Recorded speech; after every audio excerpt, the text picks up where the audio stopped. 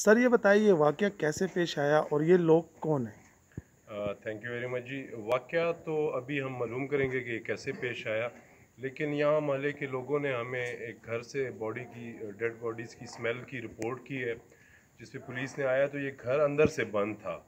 यानी कि ये बाहर से कोई ना लॉक लगा हुआ है इसको ना कुछ, ये अंदर से हर चीज़ बंद थी, कमरे के दरवाजे भी अंदर से बंद थे। इसमें 3 बहन भाई रहते हैं, एजेड हैं।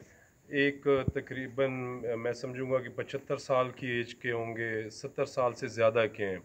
जो माले के लोगों से हमने पूछा है वो इसमें यह है कि ये मूवमेंट खुद नहीं कर सकते थे, पैरालाइज सॉर्ट ऑफ थे, घर के अंदर ही रहते थे। जो खाने पीने की भी चीज़ें माले के बच्चे या लोग उनको ला के देते थे बाज़ार से। अभी कुछ भी कहना कबल इस वक्त है, खाने की चीज़ें पड़ी हुई हैं। इसमें जो एक पहलू है वो जिस पे हम फोकस कर रहे हैं वो ये है कि जी इसमें एक बहन इनकी अलग रहती थी घर के एक अलग हिस्से में, और बहन भाई एक अलग हिस्से में रहते थे।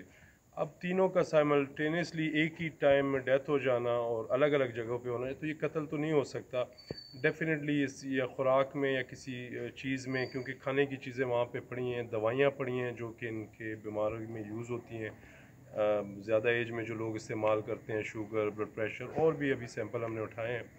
तो इंशाल्लाह जी फोरेंसिक रिपोर्ट जो भी आती है उसके मुताबिक हम इस पे काम करेंगे और इसके रिजल्ट्स आपको देंगे सर जी। सुनने में आया कि ये वाक़या कोई तेज़ाब फेंकने का हुआ है, नहीं, मेरा नहीं लाशों पे कोई ख्याल, नहीं तेज़ाब नहीं सर, फेंका गया। ऐसी कोई बात नहीं है। मैं खुद देख के आया हूँ मौके को।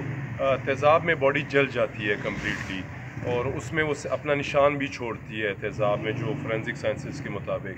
ये बॉडीज़ ओल्ड हैं, ये तकरीबन जितनी अपनी नॉलेज रखता हूँ, फोरेंसिक वाले बेहतर बता सकते हैं, लेकिन जो बॉडीज़ मैंने देखी हैं वो कम से कम 10 से 12 दिन ओल्ड बॉडीज़ लग रही हैं। तो उसमें डेफिनेटली ये इफ़ेक्ट्स उसमें होते हैं, जो ये लिक्विड का निकलना और इस तरह की जो बॉडी क्वालिटी होती है। लेकिन ये मैं आपको यकीन से कह सकता हूँ कि कोई ऐसा तेज़ाब का मुझे सीन नहीं नज़र आता इसमें। शुक्रिया। थैंक